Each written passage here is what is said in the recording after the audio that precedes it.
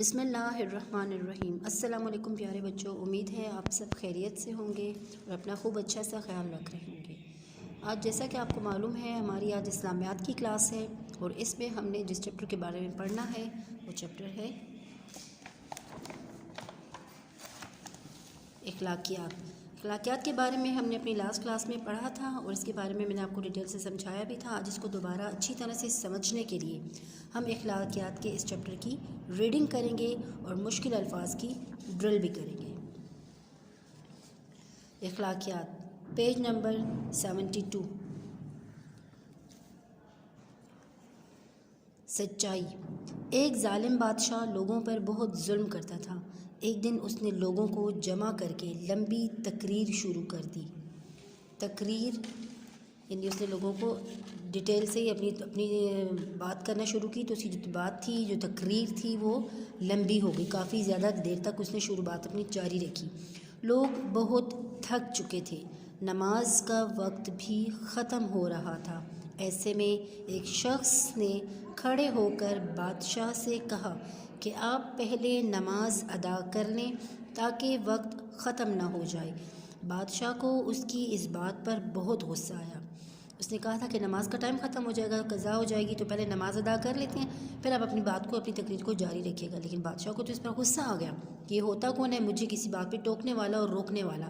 تو غصے میں بادشاہ نے اسے قید کر لیا، اس کو بند کر دیا، جیل میں بند کر دیا۔ اس کو زندان کہا جاتا ہے، جیل میں بند کر کے اس کو ایک سزا دی کہ اسے قید کر دیا۔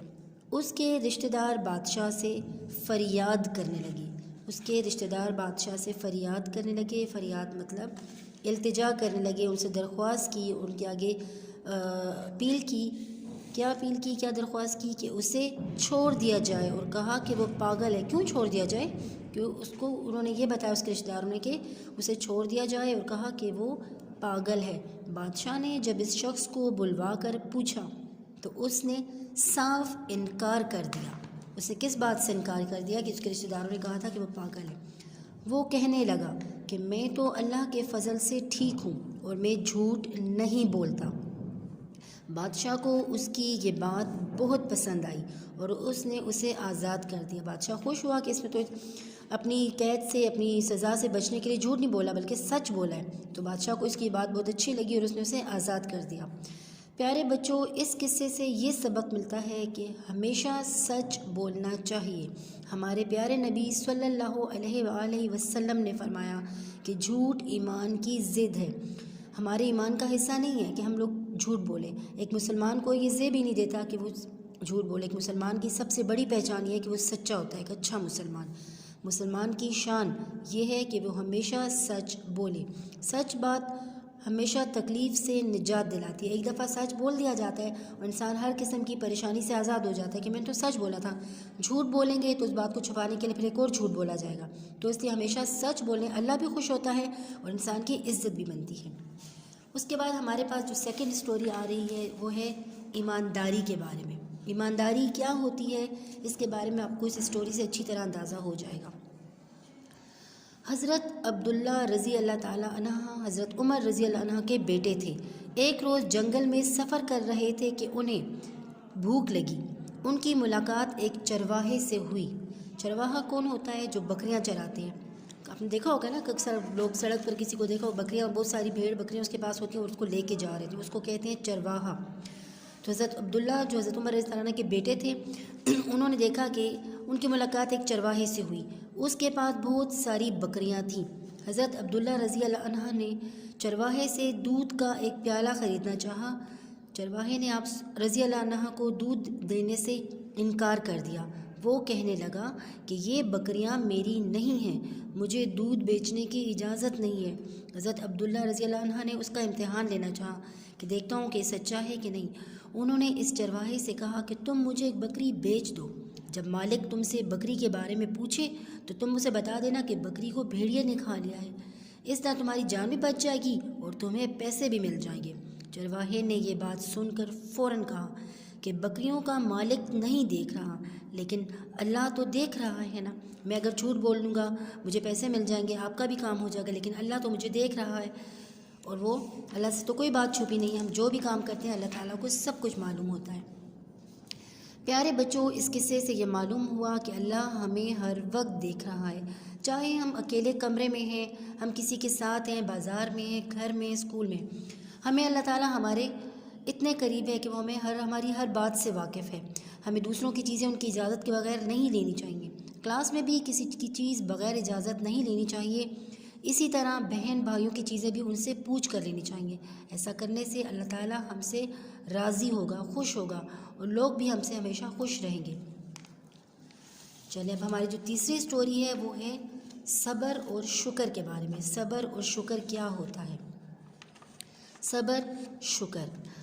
علی ایک بہت نیک بچہ تھا، وہ اپنے ماں باپ کی خوب خدمت کرتا اور بھائی بہنوں کے ساتھ بھی پیار محبت سے پیش آتا۔ ایک دن علی فجر کی نماز پڑھ کر گھر آیا اور کسی سے بات چیت کیے بغیر کمرے میں چلا گیا۔ علی کی امی نے اس سے پوچھا کہ آج تم اسکول نہیں جاؤ گے؟ اس نے کہا، امی آج میں اسکول نہیں جاؤں گا، میرے دوست میرے پرانے فیشن کے جوتے دیکھ کر میرا مذاق اڑاتے ہیں، مجھ پر ہنستے ہیں، مجھ پر ہنستے ہیں کہ اس کے پاس تو پرانے جوتے ہیں۔ علی اپنی امی سے ضد کرنے لگا کہ وہ نئے جوتے پہنے بغیر اسکول نہیں جائے گا۔ وہ ضد کرتے کرتے سو گیا۔ ظہر کی نماز کے لیے جب وہ مسجد گیا تو اسے راستے میں ایک لڑکا نظر آیا جو بیساکھیاں پکڑے چل رہا تھا۔ بیساکھیاں کیا ہوتی ہیں؟ اگر کسی کے ٹانگ وغیرہ کمزور ہوتی ہے، جو چل نہیں سکتا، تو اس کو سہارے کے لیے 2 سٹکس کی ضرورت ہوتی ہے جو اپنے بازوؤں کے ساتھ رکھتا ہے، انہیں کہتے ہیں بیساکھیاں۔ علی دیکھتا ہے کہ ایک لڑکا جو مسجد کے باہر ہے وہ بیساکھیاں پکڑے چل رہا تھا، اس کے دونوں پاؤں نہیں تھے۔ اسے دیکھ کر علی کو بہت افسوس ہوا، علی بہت خفا ہوا اور اس کی آنکھوں میں آنسو آ گئے۔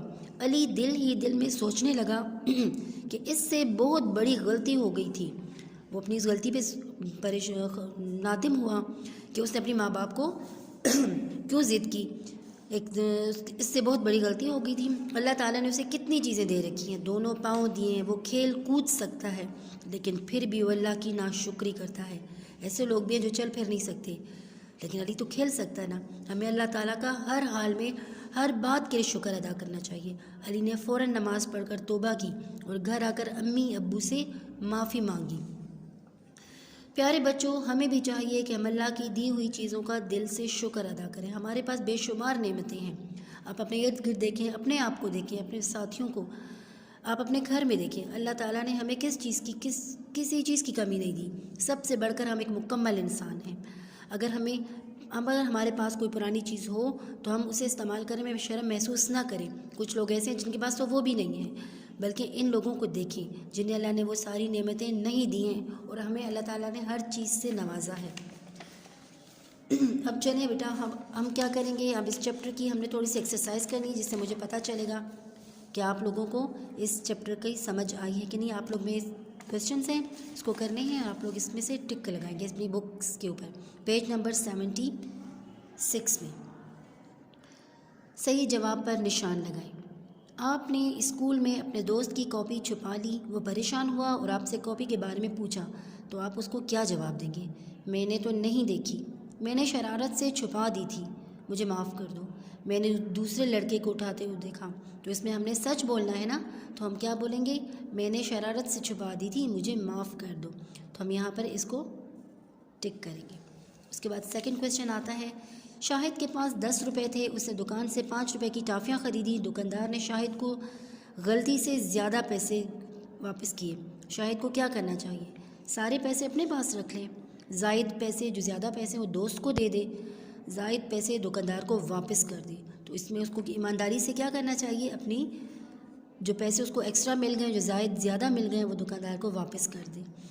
پھر تھرڈ میں ہمارے پاس آتا ہے، حسن زید کے گھر کھیلنے آیا تھا، زید کے بہت سارے کھلونے تھے، حسن کا دل چاہا کہ وہ ان میں سے ایک کھلونا اٹھا لے، ایک کھلونے کے کم ہونے سے زید کو پتہ نہیں چلے گا، حسن کیا کرے؟ کوئی کھلونا اٹھا لے کہ زید کو پتہ نہیں چلے گا، زید سے زبردستی کھلونے چھین لے، زید سے کھلونے گھر لے جا کر کھیلنے کی اجازت لے۔ تو اگر آپ کے پاس کوئی چیز نہیں ہے اور آپ کو کسی کی چیز اچھی لگی تو آپ اسے پرمیشن لیں گے نا، تو اس میں یہ زید سے کھلونے لے کر گھر جا کر کھیلنے کی اجازت لے۔ ٹھیک ہے. اسی طرح ہمیں ہر کام ایمانداری سے سچ بول کر اور سچائی سے کرنا چاہیے. ٹھیک ہے. آپ کو اس چیپٹر کی انشاءاللہ بہت اچھی طرح سے سمجھ آ گئی ہوگی.